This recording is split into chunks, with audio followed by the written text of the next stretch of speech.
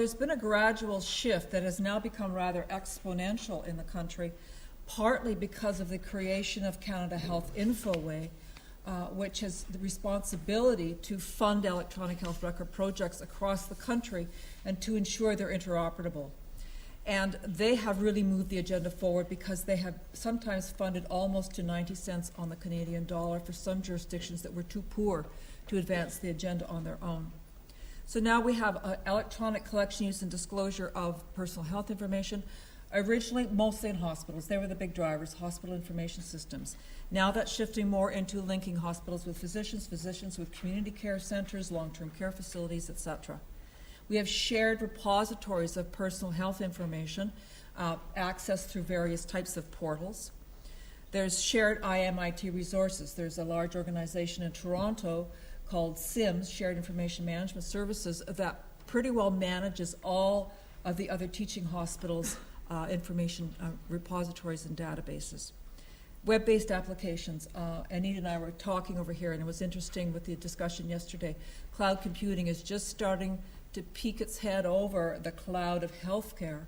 And although there's a lot of concern about it, I truly believe in, because of the drivers of containment and sustainability, and the fact that hospitals are not IT experts, they're supposed to be experts in delivering care, that really this is an inevitability for us. So in doing PIAs, you no longer look at the four walls of your organization, and you no longer just look at compliance with legislation. Although you do consider compliance with legislation as part of your PIA analysis, we're now looking at federated environments. So we've got all of these healthcare providers out there, custodians of data, sharing data with one another, sometimes, as Anita mentioned, through a third-party provider.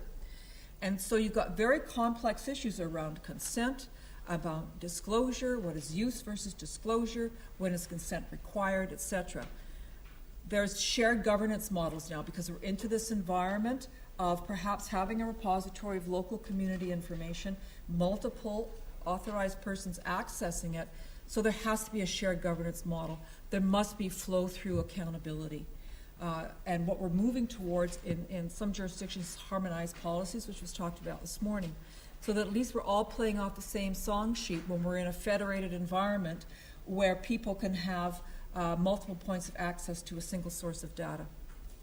And we're also now moving in Canada towards e-health specific legislation or privacy legislation specific to health information as we have in Ontario. So, oops, sorry about that. Types of PIAs. As I mentioned, Canada Health Infoway has funded electronic health records across Canada and has been one of the real big drivers in terms of encouraging PIAs to be done. They have a gated funding model, so you get X amount of money in the design, X amount of money pre-production, and X amount of money when you show some benefits. And they require the completion of 2 PIAs and a minimum as part of their gating process. So this has become rather the norm across the country. So there's a conceptual PIA, which is privacy by design, says you get involved right at the outset.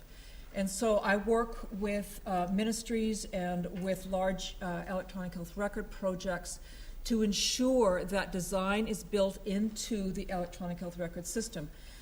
Requirements for how consent directives will operate, which is withdrawal of consent for disclosure, how access controls will be managed in an electronic environment, and compliance monitoring, audit logs, and reporting are sort of the 3 key major issues related to privacy. And you base that on standards, on guidelines, on best practices, and on legislation, as well as industry accepted rules for how those functions will work. And then we come back and do another PIA. It's called a physical PIA, it can be called a design PIA or a logical PIA, but you look at the design. So what was recommended in the conceptual PIA, has it been rolled forward into the design of the application? Have any new risks arisen that need to be addressed? And then lastly, there's a Delta PIA, which is commonly called the Delta, where sometimes it is an implementation PIA, but it looks at from the last physical PIA you did to that pre-production state, has anything further changed? Has a new order come? Has a new piece of legislation? Functionality got shifted slightly, new partners. And so you do another PIA just before the application goes out the door.